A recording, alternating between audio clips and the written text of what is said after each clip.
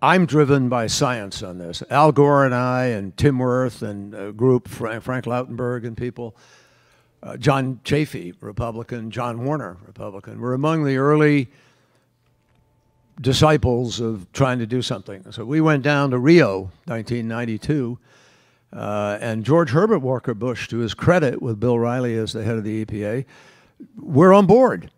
He agreed to and signed the original framework agreement on climate, which was voluntary back in 1992. And I've been to all the other conferences of the parties through the years, almost all of them, in Poland and in Denmark and wherever, where we've negotiated. I was in Kyoto. In fact, I was responsible for managing the Kyoto Treaty on the floor of the Senate. And we couldn't move it. We couldn't move it because China wasn't part of the solution. And the other developing countries weren't. And and all the politicians who hated the idea of it said, whoa, we're not going to have America sign up to this if China and these other countries aren't going to do something, even though the countries that were required to do something represented about 85% of all emissions back then. So we had to strike a new bargain, which is what I set out to do when I became Secretary of State. As Secretary of State, I went to China within 6 weeks of becoming Secretary. And I had decided, I had a good relationship with the Chinese. I had worked with Xie Jinhua, who's the Chinese counterpart on climate, for a number of years as chairman of the Foreign Relations Committee and otherwise. And we agreed that we needed to try to change the dynamic. China was leading the so-called G77, the undeveloped countries, in refusing to step up and be held accountable to do something about climate, even as they were climbing up to be the #2 economy in the world.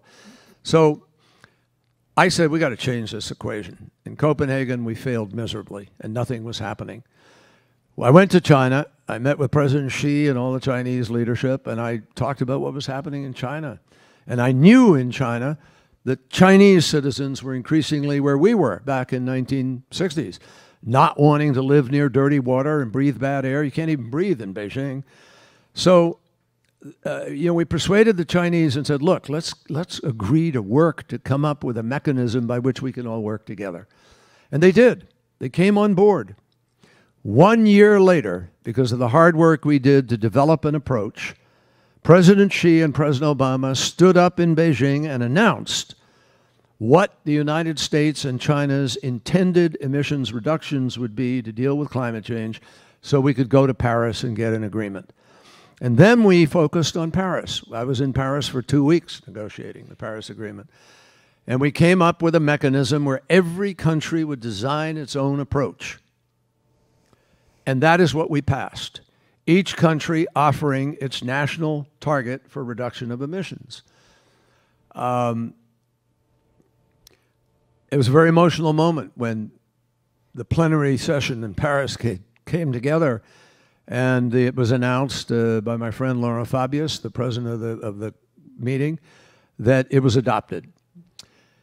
And what I argued in a very tense meeting a couple nights earlier, when it almost fell apart as people were arguing to go back to the old formula about developed countries doing more and less developed countries, which is a killer formula, I pointed out that this was the single most egalitarian shared responsibility you could have. Why? Because each country decided itself what it was going to do. And no country decided to do anything that it couldn't do. That's why President Trump outright lied to Americans the day he pulled out, because he stood up in front of the country and said, this agreement puts too great a burden on the United States. And the answer is, no, it didn't. It only undertook to do what we knew we could do with the support of major Fortune 500 companies, ranging from the Googles and the Apples and so forth, all the way to ExxonMobil and BP and others. All of them said, we need to do this. So we came out of Paris. So what was the significance of Paris? The significance of Paris is that we basically put our faith in the private sector, which I believe I've grown more and more private sector oriented over the years. because as you watch the world changing, as the dynamic changes, we're witnessing industrial revolution-sized changes in culture and society and workplace, in trade and in globalization. But it's happening at digital pace. It's unprecedented. And that's part of the anger that has filled American workers and the American people, because they feel increasingly disenfranchised and shocked and shell-shocked by it all. And that's a lot of the voter that Donald Trump appealed to. By the way, it's also a voter that Bernie Sanders appealed to. And it's out there. It's also in the center. You don't have to be on the right or left to feel that way. Government is not working in America, folks.